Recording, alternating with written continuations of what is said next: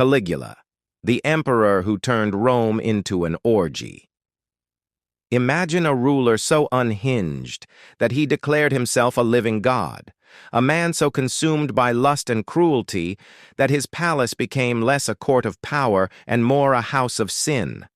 This is the story of Gaius Caesar, better known to history as Caligula, Rome's most infamous emperor, a man who blurred the line between pleasure and punishment, ecstasy and execution. And before we dive deep into his dirtiest secrets, make sure you follow this channel, because every week we uncover the most shocking true stories from history. You don't want to miss them. The rise of Caligula. He was born in 12 AD, the great-grandson of Augustus and the son of the brilliant General Germanicus. The soldiers adored him, nicknaming him Caligula, meaning little boots, because as a child he wore miniature military gear while marching beside his father. But Rome wasn't a safe place for heirs. His family was destroyed by politics and paranoia. His mother and brothers were executed, his father likely poisoned. Caligula learned early that power was survival. When the Emperor Tiberius died in 37 AD, the Senate and people of Rome rejoiced. The handsome young Caligula became emperor at just 24. At first, he seemed the perfect leader, generous, charming, adored by the masses. Statues of him filled the city, festivals were thrown in his honor, but within a year, everything changed. The descent into madness. Some say Caligula fell gravely ill, others claim the madness was already within him. What followed was a reign of nightmare excess. He declared himself a living god, forcing senators to kiss his feet and worship him as Jupiter incarnate. He would show up to banquets dressed as Venus, the goddess of love, scandalizing the Roman elite. But what made him truly terrifying wasn't just his insanity. It was the pleasures he demanded.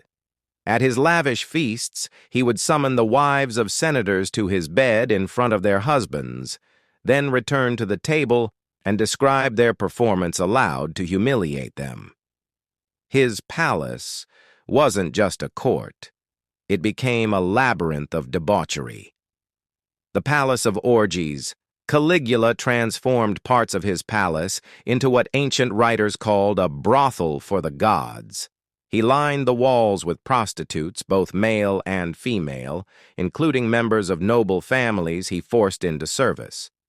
Guests would arrive expecting politics or feasting, only to find themselves dragged into Caligula's twisted games. According to sources, he even auctioned off the wives of senators to the highest bidder, keeping the profits for himself. But nothing was more shocking than his treatment of his own sisters. Ancient historians accused him of turning them into concubines, parading them around the palace as if they were his property. Rome whispered, but no one dared speak against him openly. Cruelty and bloodlust. Caligula's lust was matched only by his cruelty. He loved watching executions, and sometimes turned them into theater. Guests at his games would be suddenly thrown into the arena to be torn apart by beasts.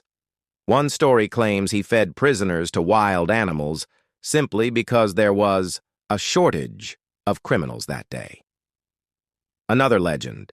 He built a lavish floating bridge across the Bay of Baiae, covering it with sand so he could ride his horse across it, mocking a prophecy that he had no more chance of becoming emperor than of riding a horse across the sea. Thousands of soldiers drowned in the process of constructing it. For Caligula, Rome itself became his plaything. The fall of Caligula, but absolute power comes with absolute enemies. By 41 AD, even his loyal guards had grown weary of his humiliations. Senators, soldiers, even his closest protectors whispered of revolt. On a cold January day, Caligula was cornered in a palace corridor. The Praetorian Guard struck him down with daggers, stabbing him over 30 times. He was just 28 years old. The people of Rome, once ecstatic at his rise, now spat on his memory. Statues were destroyed, his name erased from monuments. But his legend, the emperor who turned his palace into an orgy, who ruled with lust and terror, would never be forgotten. Caligula wasn't just a ruler. He was Rome's darkest mirror, and maybe the most dangerous man to ever wear the purple.